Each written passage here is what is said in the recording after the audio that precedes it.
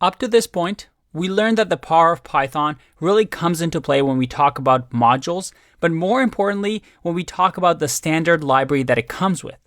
That is, the ability for us to have these built-in modules that we can just import into Python to extend the language and have things like random module, the sys module, to be able to use in our code. And these were called the standard library. But the true power of Python, and I argue the reason that Python is such a big part of any company, really, in this day and age, and why Python has just exploded in popularity, is because of this third part.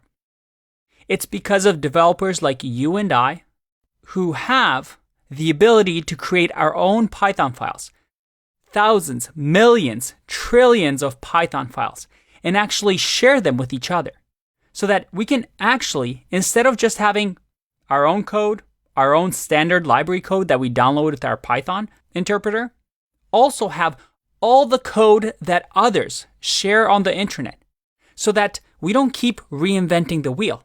If somebody else wrote a really, really good module that maybe can be used in another project across the world, well, they can share it and we can download that module and import it into our projects.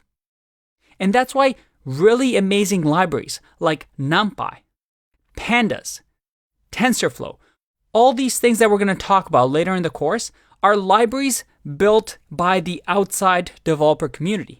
Not the Python community, but in general, just developers like you and I, or developers working at Google. It could be developers that are working in South Africa, that are working in Fiji. It doesn't matter. We're able to use each other's code. And we're able to do that using the pip install command. And in these next couple of videos, you're going to see the true power of Python, how we're able to stand on the shoulders of giants, learn from previous mistakes so that we don't constantly reinvent the wheel. If we want to build a game, if we want to build a website, we don't have to code it absolutely from scratch. We can use bits and pieces, modules and libraries from all these different parts to combine it so that we can fast track and build our project even faster. So how can we do this? How can we use this knowledge base of the world? Well, we have a website for that. It's called the Python Package Index, or PyPy for short. As you can see, pypy.org. And right now, there are 182,000 projects, 335,000 users on this website that have shared code that you can use. Unlike the Python module index, which, had a lot, but that's it. This has a lot more. Let's say I wanted to do email. Well, look at all the packages that I have for sending email with my code. Let's say I wanted to do, image optimization with code. Well, look at that. All these packages for image optimization that I can do. What if, for example, I wanted to, read Excel files or CSV files?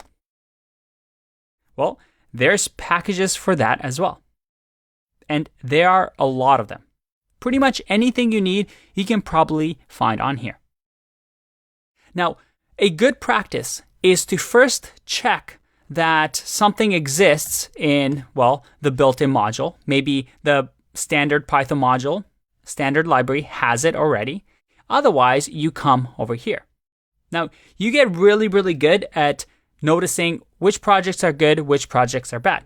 For example, if I click on here, I can read about the project. I can see who's worked on the project. I can see what kind of license it has. I can see what Python programming language version it's compatible with. But I can also look at the release history and see, has this person been working on this project recently? Doesn't look like too much has happened with this project. So you get really, really good at deciding which packages are good, which ones are bad. You can go to the homepage of the project. What I like to usually do is, let's say I wanted to read CSV files. I would say read CSV Python 3 and then say maybe built-in to see if there's any built-in modules.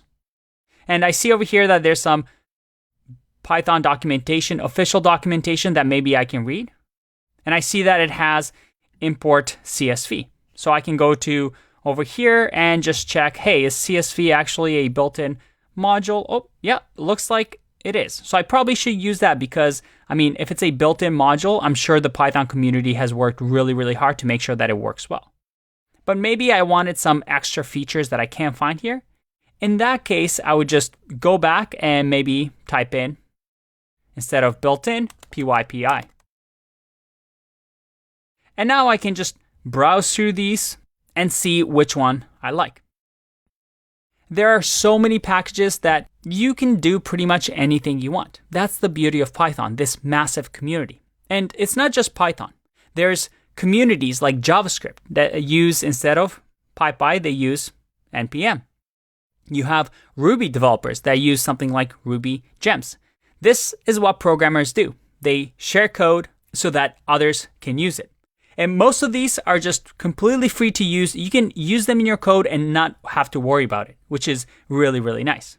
And on top of that, you can also create your own packages. If you wrote a really, really nice module that you want to share, you can publish your own packages to the Python package index. But enough talk about this. Let's actually learn how to use this power, how to install something from third-party developers that we can use in our program. And by the way, I'm about to show you a few little packages, but in our final projects, when we build over 10 projects, we're going to be using a lot of these. So we're going to learn a lot more later on in the course. So don't worry, I'm going to cover some really exciting ones like texting, email, reading PDFs, checking out images, and machine learning, Excel, and a ton of things. So bear with me as we start to learn about pip install.